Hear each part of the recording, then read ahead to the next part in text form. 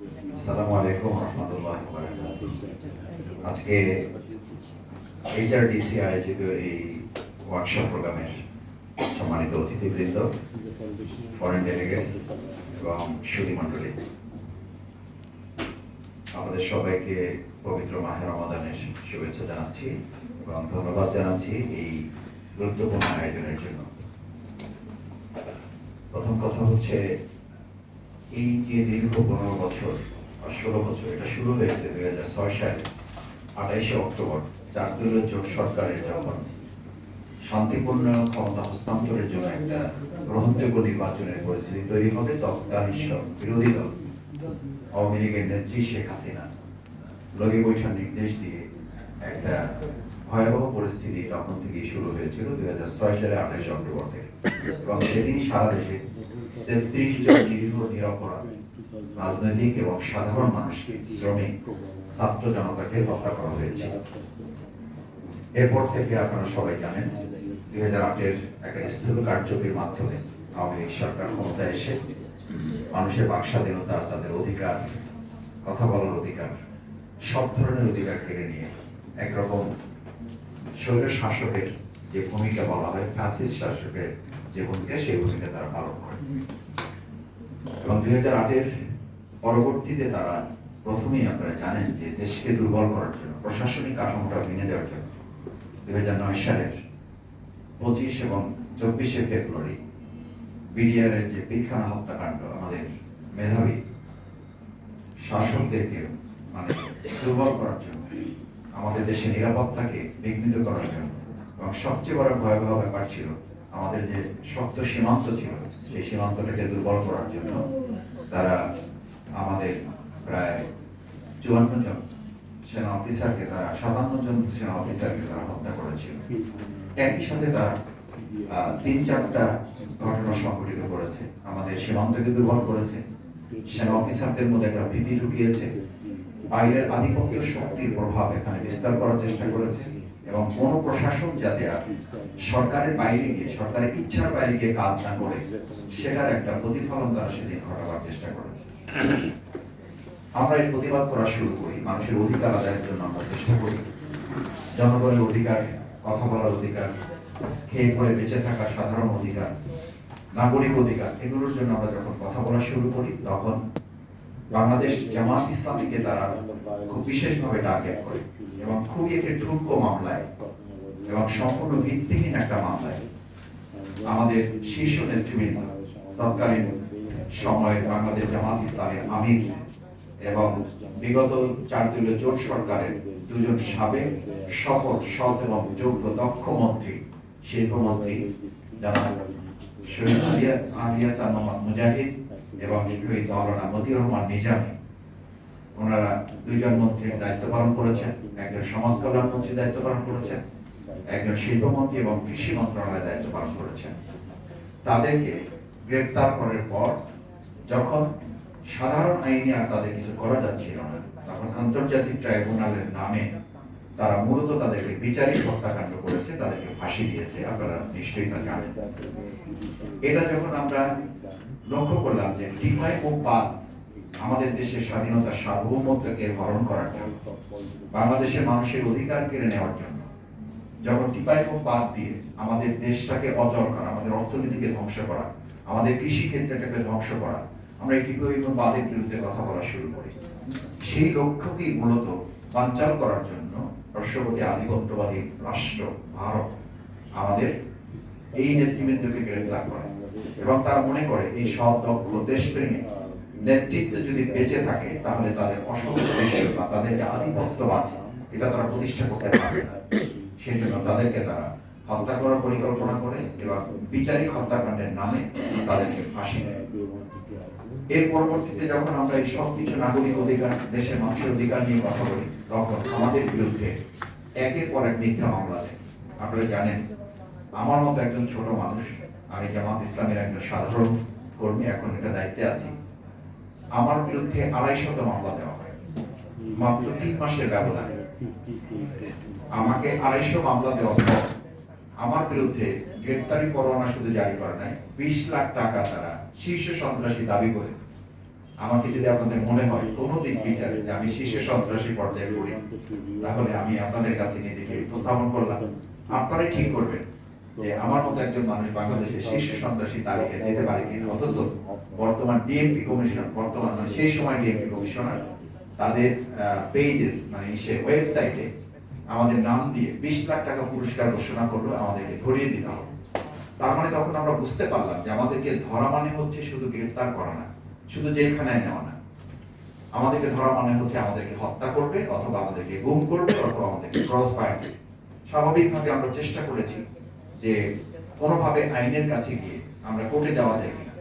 আমরা কোর্টে যাওয়ার চেষ্টা করলাম। কোর্টে গিয়ে দেখলাম যে কোর্টে আমরা যাওয়ার আগে গোয়েন্দা সংস্থার লোকেরা কোর্ট ঘেরাও করে, ইভেন আমাদের আইনজীবী যারা আমাদের মামলাগুলো ফেস করবে, আমার শ্রদ্ধেয় আইনজীবী আমার ডানে আছেন, আমি একটু আগে বলছিলাম যে আমার অনেক মামলা ব্যারিস্টার মাহমুদুদ্দিন খোকন ভাই হাইকোর্টে যখন আমি সারেন্ডার করেছি, তারপরে উনি যখন আমি গ্রেফতার হয়েছি, উনি অনেক মামলা আমাকে জামিন করার ক্ষেত্রে খুব গুরুত্বপূর্ণ ভূমিকা রেখেছেন। আমি আজকের এই সুযোগে কৃতজ্ঞতা প্রকাশ করছি ওনার প্রতি যে আমাকে তখন 2014 সালে 9 আগস্ট আমাকে গ্রেফতার করা হয় এই মোহাম্মদ এবং তৎকালীন ডিসি বিপ্লব তখন এখানকার দায়িত্বে ছিলেন। আমি এখানকার একটা প্রোগ্রামে আসছিলাম, 15 জন ভাইকে নিয়ে একটা প্রোগ্রামে বসছি, একেবারে ঈদ পূর্ণবিরতি, তখন ঈদের পরে ঈদুল আজহা পরে ঈদ পূর্ণবিরতির প্রোগ্রামের জন্য আমরা কিছু ভাই নিয়ে বসছি জাস্ট চা খাওয়ার জন্য। আমাকে এসে যখন গোয়েন্দা সংস্থার লোকরা দেখলো, বললো যে আপনারা এখানে আছেন, আপনাদেরকে আমাদের সাথে একটু যেতে হবে। তো যেতে হবে, আমি জুতা পরতে যাবো, জুতা পরতে দিবে না, ফোন নিতে দিবে না। তখন বুঝলাম যে সিনারিওটা খুব ভালো না। তৎকালীন ডিসি বিপ্লবের কাছে নিয়ে যাওয়া হলো। বিপ্লব সাথে সাথেই বললো যে আপনি আমার হাতে পড়েছেন, আপনার তো কপালটা ভালো না, আপনি অন্য কারোর হাতে পড়লে হয়তো একটা ব্যাপার ছিল, আপনি তো আমার হাতে পড়ে আপনি ভালো করেন নাই, আপনি কোন সাহসে এই মোহাম্মদপুরে ঢুকেছেন। আমি শুধু এটুকু বললাম যে মোহাম্মদপুর বাংলাদেশের কোনো বিচ্ছিন্ন জায়গা, বা এখানে কি আলাদা কোনো ভিসা করতে হবে। এইটুকু বলার সাথে সাথে উনি চেয়ার থেকে দাঁড়িয়ে উঠে আমাকে মানে গায়ে হাত দেবেন এরকম আর কি। ওনার পাশে যারা অফিসার ছিলেন ওনাকে থামিয়ে দিয়েছেন যে স্যার প্লিজ। তো আমি বুঝলাম যে সিনারিটা ইজ নট গুড, মানে খারাপের দিকে যাচ্ছে, সিভিয়ার। আমার যে 14 জন গ্রেফতার করা হয়েছে, 14 জন থেকে আমাকে সাথে সাথে আলাদা করে ফেলা হলো। আমাকে আলাদা করে ফেলে আমাকে কয়েকজন ডিবির হাতে দিল, আমাকে গাড়িতে উঠালো। তখন রাত 3টার সময় আমার বাসায় নিয়ে গেল, আমাকে আমার বাসায় মেম্বার যারা আছে তাদেরকে গ্রেফতার করার জন্য। আমার 93 বছর বৃদ্ধা মা বাসায়, আমার 100 প্রায় কাছাকাছি আমার বাবা বাসায়, আমার তখন 2 বছর বেবি সে বাসায়, আমার ফার্স্ট বেবি তখন 2 বছর বয়স চলতেছে তার, সে এখনো ফিডিং করে 2 বছর, মানে 1 বছর 9 মাস বা 10 মাস চলতেছে। আমি স্বাভাবিকভাবে বৃদ্ধা মা বাচ্চা সামনে আমি যেতে চাই না। আমি বললাম যে বাসায় আমাকে নিয়েন না, আমার বাচ্চা, আমার বাবা আছে, আমার বৃদ্ধা মা আছে, আমার বাচ্চাটাও নিতে পারবে না। আমার ওয়াইফ চক্ষু বিশেষজ্ঞ, একজন ডাক্তার, ও খুব সফট মানে লাইফ লিড করে, এগুলো ও নেওয়ার মতো ওদের ক্যাপাসিটি থাকার কথা। আমি খুব রিকোয়েস্ট করলাম, ওকে জোর করে নিয়ে গেল এবং নিয়ে গিয়ে আমাকে দেখেন বাসায় নেওয়ার পরিবর্তে আমাকে ছাদে তুলে ফেলে। আমি এটা লম্বা হিস্ট্রিতে যাচ্ছি না। ছাদে তুলে আমাকে দুটো অপশন দিল, পেছনে হ্যান্ডক্যাপ পেতে দুটো অপশন দিল। যদি আপনি এখন থেকে ছাদ থেকে লাভ দেন, তাহলে আপনি পালিয়ে বেড়ানো হিসাবে আপনি মৃত্যুর মুখে পতিত হয়েছেন বলে কালকে পেপারে যাবে। আর যদি আপনাকে এখন সরাসরি ফায়ার করি, তাহলে আপনি বন্দুক যুদ্ধে লিপ্ত হয়েছেন, আমরা দুটো অস্ত্র দেখাবো আপনাকে, আমরা বন্দুক যুদ্ধে আপনি মারা গেছেন, দুটোর মধ্যে কোনটা আপনার চয়েস? কানে ইমেজিন, আপনি এটা ভাবতে পারবেন যে একজন মানুষ আমার সামনে 7 জন লোক বসে আছে এবং আমার হ্যান্ডকাপ করানো অবস্থায় বলতেছে হয় লাভ দিবেন, না হলে আপনাকে মানে গুলি করা হবে, দুটোর মধ্যে কোনটা আপনার চয়েস? মানে এগুলো আসলে হয়েছে কি যে আমার সম্মানিত চিকিৎসক বৃন্দ আছেন, আমাদের লাইফটাকে আমরা বলি যে এক্সটেনশন লাইফটা বলা যায় না, আল্লাহ তাআলা মানুষকে যেটা হায়াত দিয়েছেন আমাদেরকে তো সেটাই নির্ধারিত আছে, কিন্তু এটা বেসিক্যালি এটা বোনাস লাইফ। আমি এখন যে দাঁড়িয়েছি, আমি খুব বেশি সময় দাঁড়িয়ে থাকতে পারি না, দাঁড়িয়ে থাকতে পারি এটা আমি কাউকে বলি না সরি, যে যেহেতু ডাক্তার আছেন, আমার ওয়াইফ একজন ডক্টর, আমি টুকটাক চিকিৎসা নেওয়ার চেষ্টা করি। আমাকে যখন আমি বের হয়ে আসি 4.5 বছর আমি জেলখানায় থেকেছি, আমার 250 মামলা কিন্তু জামিন হয়ে গেছে 6 মাসের মাথায়। ইটস সিম্পল কেস, মানে প্রচলিত আইনে 6 মাসের মাথায় জামিন হয়ে গেছে, কিন্তু বের হতে হচ্ছে 4.5 বছর পর। আমি থার্ড টাইম বের হয়েছি, 3 বার বের হয়েছি। প্রথম বের হওয়ার সাথে সাথে আমাকে ডিবি এসে দূরে নিয়ে গেল, শুধু তুলেই নিয়ে যায় না, বললো যে আপনি তো জেলে ভালো ছিলেন, বের হলেন কেন? আমি বললাম কেন? আমাকে আবার হ্যান্ডকাপ পরালো, চোখ বাঁধলো, মাইক্রোতে তুললো। মাইক্রোতে বসে তারা পরস্পর আলোচনা করতেছে যে তার জন্য অ্যাম্বুলেন্স রেডি করে, কোনো সাংবাদিক যেন জানতে না পারে, এবং কোন স্পট ঠিক করা ছিল সেই স্পটে তাকে নিয়ে যাওয়ার পর যেন আর কোনোভাবে এটা বাইরে কেউ যেতে না পারে। কিন্তু তখন তো এত সামাজিক যোগাযোগ মাধ্যম স্ট্রং ছিল না। তারপর একটা ছবি আমার কোনো রিলেটিভ বা আইনজীবীরা তুলতে পেরেছে, সেই ছবিটা খুব ব্যাপকভাবে দেশে বিদেশে ভাইরাল হয়ে যায়, এবং যে অফিসার আমাকে জেল গেট থেকে গ্রেফতার করে নিয়ে আসে আমার জামিন হওয়ার পরেও, এবং আমি আমার সম্মানিত আইনজীবী আছেন, আমার হাইকোর্টের অর্ডার ছিল খোকন ভাই যে নো অ্যারেস্ট নো হ্যারেস, অর্থাৎ আমাকে অ্যারেস্টও করা যাবে না, হ্যারেসও করা যাবে না,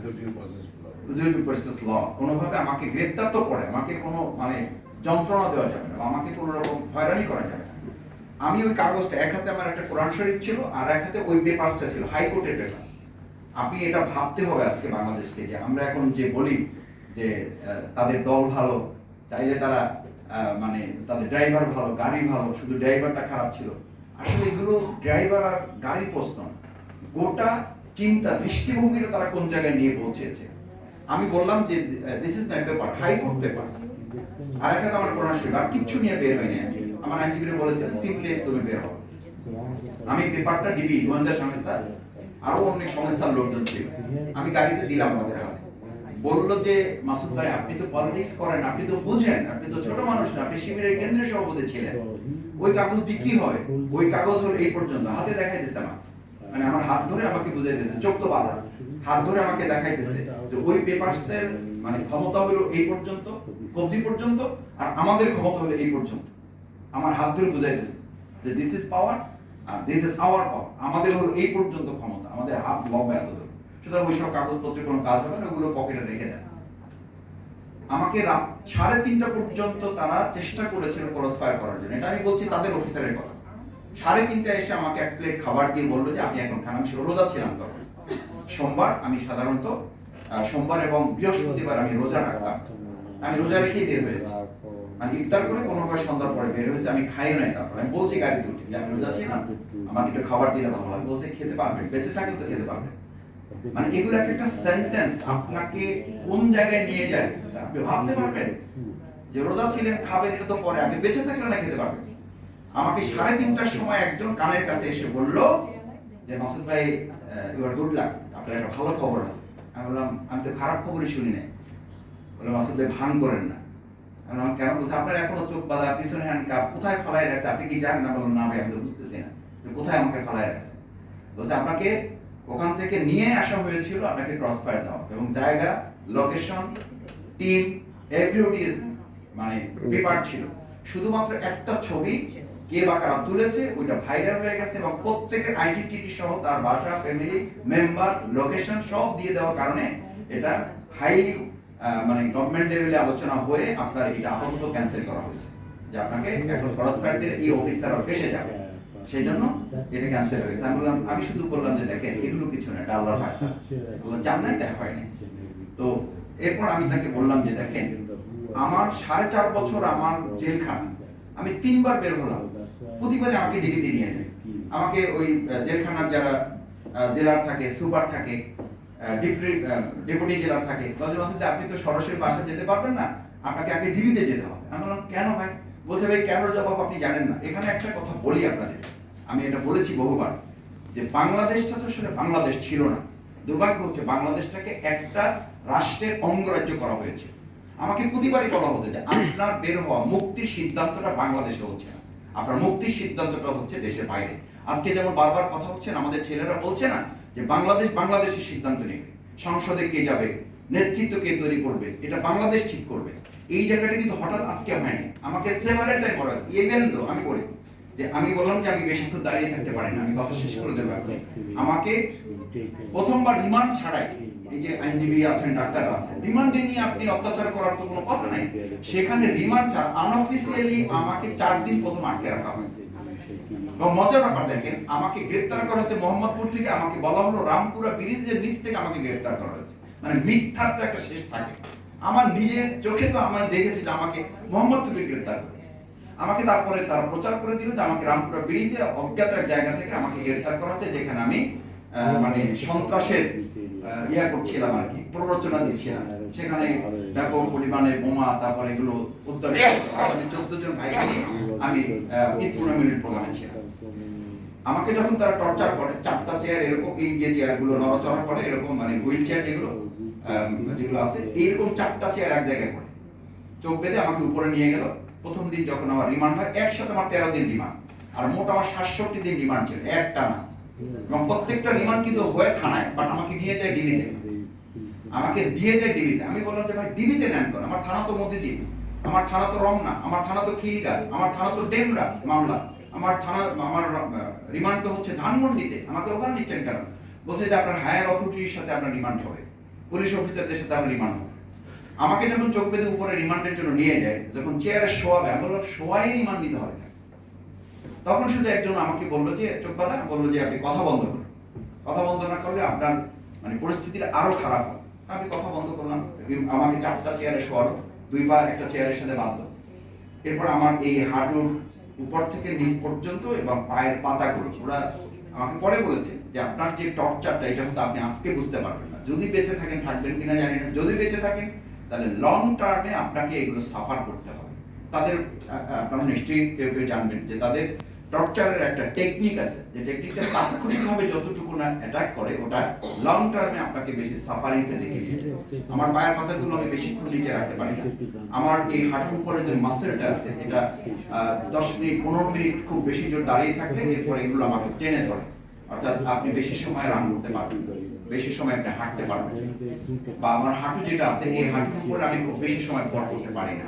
আমার 2টা হাঁটু দিয়ে তারা হাতুড়ি দিয়ে, মানে আপনারা তো হাতুড়ি লীগের কথা শুনেছেন, হাতুড়ি প্রশাসনের কথা তো নিশ্চয়ই আপনারা শুনবেন না, কিন্তু আমি নিজে দেখে এসেছি যে তাদের প্রত্যেকের রুমে ডিবি যতগুলো, আমার তো বোধহয় এমন রুম নাই যে রুমে আমাকে নেওয়া হয়নি, কারণ আমার 200টা মামলা রিমান্ডে প্রত্যেকের রুমে আমাকে যেতে হয়েছে। এবং প্রত্যেকের রুমে আমি দেখতাম যে কেচি আছে, প্রত্যেকের রুমে আমি দেখতাম হাতুড়ি আছে, প্রত্যেকের রুমে আমি দেখতাম যে এই যে মানে ইয়াটা টেনে উঠায় না, নখ টেনে উঠায়। তা আমি বললাম যে হোয়াট ইজ দ্য সিনারিও, কেন এগুলো ডিবির অফিসে এগুলো কেন? এটা কি কোনো সন্ত্রাসের জায়গা? এটা কি অস্ত্রধারীদের জায়গা? কেন এখানে কেচি থাকবে? কেন এখানে হাতুড়ি থাকবে? কেন এখানে নখ টানার জন্য প্লাস থাকবে? তার মানে হচ্ছে আপনাকে করা হবে না হবে, মেন্টালি এগুলো দেখেই আপনাকে অর্ধেক শেষ করে ফেলা হবে। আপনি দেখেই যেন বুঝতে পারেন সামথিং হ্যাপেন, অর্থাৎ আপনাকে যা বলা হবে আপনি তাই করবেন। অস্ত্র আছে কিনা, না থাকলেও যেন বলতে হয় হ্যাঁ অস্ত্র আছে। আপনি যেন স্বীকার করতে হয় যে হ্যাঁ এই মামলার সাথে আমি আছি। মানে আপনাকে এনভায়রনমেন্টালি একটা টর্চার আপনার উপরে করা। আমি শেষ করতে চাই যেটা বলি, দেখেন আজকে শুধু বাংলাদেশ জামাত ইসলামী, ইসলামী ছাত্র শিবির অথবা আমি শফিকুল ইসলাম মাসুদ, এটা মেজর ব্যাপার না। আমাকে এমন ভাবে যখন অত্যাচার করা হলো যে আমি সেন্সলেস হয়ে গেলাম, ওরা একটু ভয় পেয়ে গেল, আমার ভমিটিং হলো। পরের সিনিয়রটি আমি পরে ওদের অফিসারদের কাছে কি শুনেছি, আমাকে রাজারবাগ পুলিশ লাইনে নিয়ে গেল, একদম মানে খুব সিকিউর অবস্থায় নিয়ে গেল, যেন কোনো মিডিয়া কেউ যেন জানতে না পারে, বাট কেউ না কেউ তো এটা জেনে যায়। সাথে সাথে ওখানে জানাজানি হয়ে গেল, আমাকে ওখান থেকে আবার ট্রান্সফার করে ফেলা, নিয়ে এলো গাড়িতে নিয়ে আসতে আসতে যখন আমার সেন্স ফিরেছে, তখন অফিসার পরস্পর গালিগালাজ করতেছে যে নির্দেশ দেওয়ার সময় মনে থাকে না, মার দেওয়ার সময় মনে থাকে না, এখন যদি এই শফিকুল ইসলাম মাসুদ মারা যায় তো তোমাদের তো কিছু হবে না, চাকরি তো আমাদের যাবে। এই পরস্পর গালিগালাজ করতেছে। আমি যে প্রিজন ভ্যানে করে আমাকে নিয়ে যাওয়া হচ্ছে, এবং মজার ব্যাপার হচ্ছে যে এই সেন্সলেস অবস্থায় আমি যখন ভমিটিং হচ্ছে, তখন আমাকে কোনো হুইল চেয়ার বা কোনো চেয়ার না দিয়ে একদম স্ট্রেট প্রিজন ভ্যানের একটা ফ্লোর যেখানে, সেখানে আমাকে শোয়ে তারপর ওখানে নিয়ে আমাকে আলাদা করে রাখা হয়েছে, যাতে আমি কারোর সাথে কপারেশন করতে না পারি, এই কথাগুলো কাউকে বলতে না পারি। 7 দিন আমাকে সুস্থ করার পর তারপরে তাকে কোর্টে তুলেছে, যেন আইনজীবীদেরকেও আমি এটা বলতে না পারি। আমাকে পরে এসে খুব কনভিন্স করার চেষ্টা করলো, হাত ধরলো, কেউ এসে আমাকে খুব বোঝানোর চেষ্টা করলো যে ভাই একসময় ঠিক হয়ে যাবে। মানে এখন লোক দেখানো শুরু করছে, যখন আমি একটু সুস্থ হলাম। এই চেয়ারে যারা বসে তারা শুধু এমপি হয় না, তারা মন্ত্রী হয়। এই আগে নির্দেশ দিচ্ছেন আপনারা, আমরা মন্ত্রীদের পিটাইছি, এখন আবার যারা এখানে বসবেন ভবিষ্যতে আপনারা মন্ত্রী হবেন। মানে উপহাস করার, মানে ঠাট্টা করারও তো একটা মানে সীমা থাকে আর কি। তো আমি বললাম যে ভাই কি করতে হবে? বলে যে আপনি শুধু আইনজীবীদেরকে কথাগুলো বলবেন না, যদি আইনজীবীদের বলেন তাহলে আপনার কিন্তু আরো রিমান্ড বাড়বে, আপনার ক্ষতি হবে। আপনি এগুলো বলতে চাইেন, আপনি বলবেন যে আমি ভালো আছি, কোনো অসুবিধা নাই আমার, আমি ঠিকঠাক আছি, তাহলে আমরা রিমান্ডগুলো আমরা নেব না, আমরা রিমান্ড আর হবে না। তো আমি আপনাদের বলছি এটা এই জন্য যে আমাদের এই প্রিয় মাতৃভূমি বাংলাদেশটা যে জায়গায় আমরা গিয়েছিলাম, আমার খুব আফসোস লাগে যে 15 বছরের এই নির্যাতন নিপীড়নটা আমরা 15 মাস যেতে না যেতে ভুলতে বসেছি কিনা, 15 মাস যেতে যেতে ভুলতে বসেছি কিনা। আমার 15 বছর বাদ দিলাম, 2024 জুলাই আগস্টের গণঅভ্যুত্থানের শহীদ পরিবার তো এখনো সোজা হয়ে দাঁড়াতে পারে না, বসতে পারে না। আমাদের আহত বঙ্গুত্ব ভাইয়েরা তার হাত নিয়ে এখনো মানে মুখ দিয়ে চোখ দিয়ে এখন দেখতেও পারছে না। আমরা গত পরশু 200 জন ভাইকে সহযোগিতা করেছি। আমাদের অফিসের সামনে আমরা 100 জন আহত বঙ্গ ভাইদেরকে আমরা কিছু আর্থিক সহযোগিতা তাদের হাতে তুলে দিয়েছি, সামনে গিয়ে সব কিছু সামনে রেখে। সেই ভাই বোনেরা তো বারবার বলতে চায় যে ভাই আপনারা রাজনীতি করেন, আপনারা কি বলেন, আপনারা কি এটা বুঝতে পারেন যে কি বলতেছেন আপনারা। আমি এখানে আমাদের আইনজীবী আছেন, রাজনীতিবিদ আছেন, তারপরে ডাক্তার আছেন, আমাদের সুধী সম্মানিত দেশের সচেতন নাগরিকরা আছেন, আমার ভাইয়েরা বোনেরা আছেন।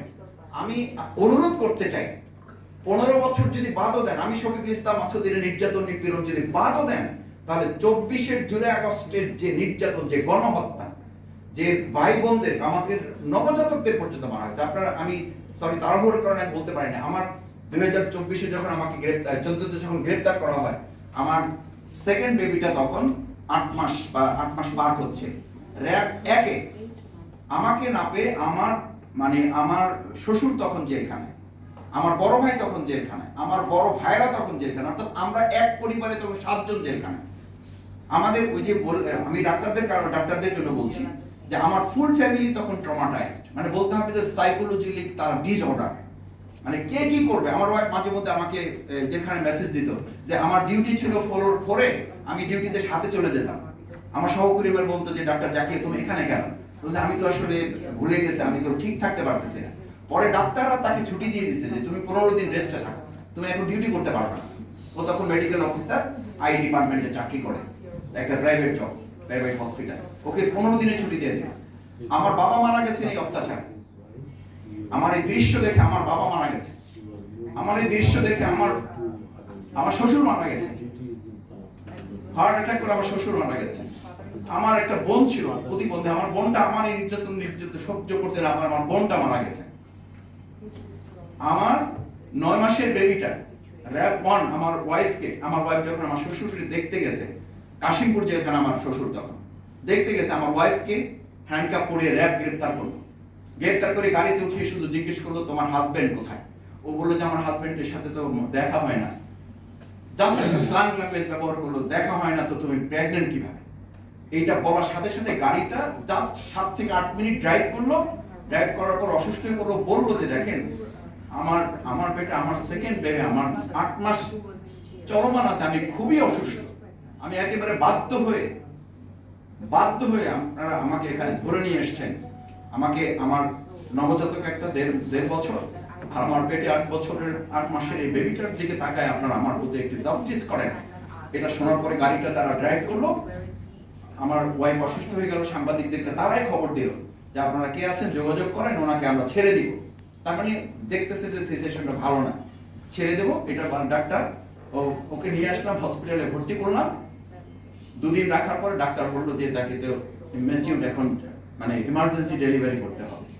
ডেলিভারি করলো, আমার বাচ্চাটা একদিন মাথায় ও মারা গেল। আমি দেখেন মানে আমি জানাজায় যাওয়ার জন্য তখন আমি বাইরে, আমি জানাজায় যাওয়ার জন্য ডাক্তারদেরকে ফোন করলাম। ডাক্তাররা বললো যে মাসুদ ভাই পুরো হসপিটালটা গোয়েন্দা সংস্থা, প্রশাসন, র‍্যাব ঘিরে রেখেছে, যদি আপনি আসেন শুধু আপনি না আমাদেরকে গ্রেফতার করে ফেলবে।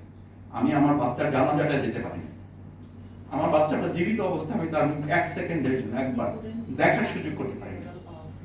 আমার বেবিটাকে তখন খিলগা শাহজাহানপুর যে হসপিটাল আছে, গোরস্থান আছে, সেখানে তাকে দাফন করা হয়েছে। আমি যখন ওই রাস্তা দিয়ে আসি যে আমি তখন একবার দাঁড়াই, ওর জন্য দোয়া করি। আমার মন বলে আমি আমার এই বাচ্চাটার জন্য নিশ্চয়ই আমি জান্নাতের সাথে আমি দেখা করব, সুযোগ পাবো ইনশাআল্লাহ, ইনশাআল্লাহ সুযোগ পাবো। কারণ আমার বেবিটা কোনো অন্যায় করে নাই, আমার বেবিটাকে ওরা মেরে ফেলেছে, নিশ্চয়ই ওর সাথে আমার দেখা হবে। আমি আপনাদের শুধু এই কথাটা বলে শেষ করতে চাই, সম্মানিত সুধী মণ্ডলী, সেই বাংলাদেশে যারা বলেন গাড়ি ভালো, ড্রাইভার ভালো, যাত্রী ভালো, অমুক খারাপের কারণে আজকে সুযোগ দেওয়া উচিত, এটা এই শহীদদের সাথে নির্মম নির্যাতনের সাথে এটা বেইমানি করার সামিল। আমরা যেন এই বেইমানিটা কেউ না করি, আমরা যেন বিশ্বাসঘাতকতা না করি। আমরা যেন কোনো ব্যক্তির প্রতি, কোনো দলের প্রতি আলাদা সহানুভূতি দেখিয়ে গোটা বাংলাদেশের প্রতি যেন আমরা ইনজাস্টিস না করি। গোটা বাংলাদেশের শহীদ আহত বঙ্গবন্ধুদের সাথে যেন আমরা কেউ বেইমানি না করি, কেউ বিশ্বাসঘাতকতা না করি। আপনি আমি দলের ভিন্নতা থাকতে পারে, কিন্তু আমাদের মাথায় রাখতে হবে এই আওয়ামী লীগ শুধু আওয়ামী লীগ না, ফ্যাসিস্ট না, তারা মানবতা বিরোধী এবং গণহত্যার সাথে সম্পৃক্ত থেকে এই দেশটাকে ধ্বংস করার জন্য তারা এসেছিল। আমাকে সেভারাল টাইম রিমান্ডে বলা হয়েছিল যে মাসুদ ভাই, আপনার মুক্তি পেতে হলে পার্শ্ববর্তী রাষ্ট্রের অনুমোদন লাগবে, সিগন্যাল লাগবে। আমার যখন রিমান্ড চলতেছে, ওটাকে বলে যে সবাই মিলে, অনেক গোয়েন্দা সংস্থা মিলে যেটা নেয়, ইন্টারোগেশন সেলে যখন রিমান্ড হয়, জয়েন্ট ইন্টারোগেশন সেল, আমি বললাম কারা আছে এখানে? আপনারা অবাক হবেন না, শুধু বিস্মিত হবেন। ইন্টারোগেশন সেল আমাকে বলা হলো এখানে শুধু দেশের মানুষ, দেশের বাইরের লোকেরা ওখানে আছে, আপনি সাবধানে কথা বলবেন। আমি জানতে চাইলাম যে আমি তো রাজনীতি করি 1991 সাল থেকে, আমি তো এটা শুনি নাই যে বিদেশি লোকেরা এসে ইন্টারোগেশন করে। বললো যে না, এখানে দেশে এবং দেশের বাইরের প্রতিনিধিরা এখানে আছেন, সেভাবে আপনি কথা বলবেন। আমি নিশ্চিত সেই দেশের বাইরের লোকেরা, আমাদের পার্শ্ববর্তী রাষ্ট্রের লোকেরা এসে আমাদেরকে নির্যাতন নিপীড়নের মুখে ফেলে আমাদের এই রাজনীতিবিদদের শেষ করে এই দেশটাকে তারা করায়ত্ত করে, দেশটাকে তারা অঙ্গরাজ্য করার জন্য পরিকল্পনা করেছিল। আল্লাহ সেখান থেকে হেফাজত করেছে আমাদের শহীদ আহত এবং পঙ্গু ভাইদের মাধ্যমে। আমি আপনাদের সবাইকে ধন্যবাদ জানাই। আমি এইচআরডিসি যারা উদ্যোগ নিয়েছে, বাংলাদেশ জামাত ইসলামী ভাই বলেছে আমাদের যে আমরা কিউট মাহবুব ভাই, আমরা অনেক উদ্যোগ নিয়েছি আলহামদুলিল্লাহ। এই 2024-এর প্রত্যেক শহীদ পরিবারকে আমরা 2 লক্ষ করে টাকা দিয়েছি। আমরা আহত পঙ্গুত্ব বরণকারী যারা আমাদের, তাদের প্রত্যেককে বলেছি যে হসপিটাল থেকে যে চিকিৎসা খরচ ম্যাক্সিমাম জায়গায় আমরা তাদের ফ্রি করে দিয়েছি। আমরা প্রায় তাদের ওখানে 4.5 কোটি টাকার মতো আমরা শুধু এই আহত পঙ্গুত্ব পরিবারগুলোর পেছনে আমরা এই পর্যন্ত, এটা আমরা কোনো তাদের প্রতি অনুগ্রহ নয়, এটা আমাদের দায়িত্ব। সামনে নির্যাতন বিরোধের জন্য এটা আমাদের দায়িত্ব ছিল, আমি বলছি। আর বাকি এই এখন নির্যাতন নিপীড়ন যারা ভবিষ্যতেও এটা কেউ করবে, এটা তো প্রত্যাশা করা যায় না।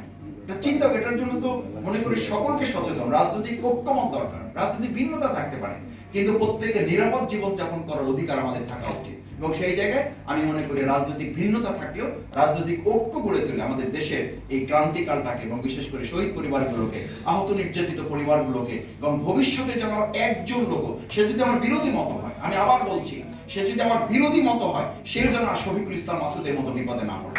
সে যদি আমার প্রতিপক্ষ হয়, ইভেন আমি মনে করি আমার প্রতিপক্ষ যেন শফিকুল ইসলাম মাসুদের মতো এই সমস্যার মুখে যেন সে না পড়ে।